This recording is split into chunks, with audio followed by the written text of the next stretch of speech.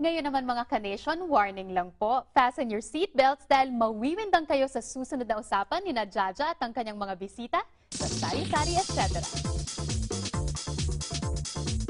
Less than 2 hours from now, bubulaga na ang contestants from more than 80 countries in their quest for the Miss Universe crown live from Vietnam. At kasama ko ngayon para pag-usapan ng lahat ng kachorbahan about Miss Universe, ang dalawang TYG. Hindi thank you girls, kundi totally yummy gals.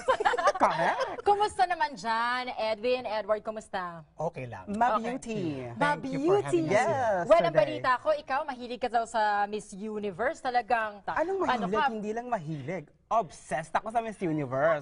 So bakit nga ba obsessed ang 99.9% ata ng mga kanasyon ay obsessed sa Miss Universe? Bakit ganon? Ewan ko, siguro we're just in touch with our feminine side more than, you know, mga bading dito sa America or elsewhere in the world. So mas ang fascination natin towards Miss Universe is more intense because of that. Palagi mo, Pilipino lang ang ganon? More, ang pinaka? I think Pinoy, kung merong iba, siguro mga taga South America. Mga di ba? Latino, Latina. Yeah. Kasama niyo Yeah. nanonood? Oo. At saka ano pang hanapin mo? Ito na lahat. Pagandahan, Exactly. competition. O ito na, bakit ba tayo natatalo? Ang tanong. 2 words. Oh. Stella Araneta. Correct. God!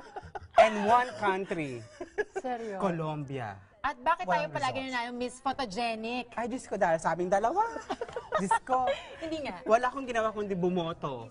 Kasi Seryo? 1 week pa lang ang NBC nag-aano na siya, naglalagay na siya ng polling na bumoto ka for Miss Photogenic. Oo. This year iba, national costume ngayon. Aba, Oo. so palagay mo, ang national costume natin galing sa Colombia na naman. Oo naman, Diyos ko. Hindi ko Alfredo type of Barraza. costume actually. Oo. Oo. Eto, palagay niyo mananalo kaya ang ating kandidata, si Jennifer Barrientos. Mukhang malabo. From, Ang nega mo naman! ako Walang dating eh. Seryoso? I mean, kung kailangan mo maging kandidata, kailangan may libog. Sinong manok mo? Kosovo. Kosovo, ikaw. tatlo ko eh. Colombia, Kosovo, at Venezuela. Aabangan ko yan. Balita ko, ikaw daw palagi nananalo ang kandidata mo, except for once, natalong binet mo. Correct. Last year ng Daya, nanood siya, you know. Pero hindi ako sumali. Oo. O, ito na. Mag-trivia questions tayo. O, At sige. kailangan may imaginary buzzers kayo dyan. Teka muna bago ako mag-trivia questions. Okay. Gusto ko lang sabihin sa mga tao, ang Miss Universe is Super Bowl ng mga bading. As in, ito ang pinaka-national holiday. Kumbaga parang football sa isang sa taon. kalalakihan. Correct. Wala kang makikitang baklang Pilipino sa kalye. pag Not Miss even sa gay Universe. pa rin. Hindi Wala. will not Oo. top this. Pati sa Castro, wala kang makikitang Pinoy na bading pag Miss Universe. Kaloka. Okay, eto. Sige na, mag-top quiz tayo. Oh, Tingnan sige, natin sige. ang pagalingan kayo kung sino ang bukonera sa inyo. Okay. Sino ang very first Miss Universe winner at sino ang napangasawa niya? Okay, 1952, Army Corsella ng Finland. Oh! Diba? Winner! Alam ko yon pero mas Hindi ko- mabilis 1 point. ang ate mo. One Army point. Cosella, Miss Finland, 1952, married the Filipino businessman Virgilio Hilario. Yun. Okay, now you Okay. know. Ano pa? Yes. Okay, second question. Nag-first runner-up si Miriam Kiambao noong 1999. Sino ang second runner-up? Tit! Diana Noguera of Spain.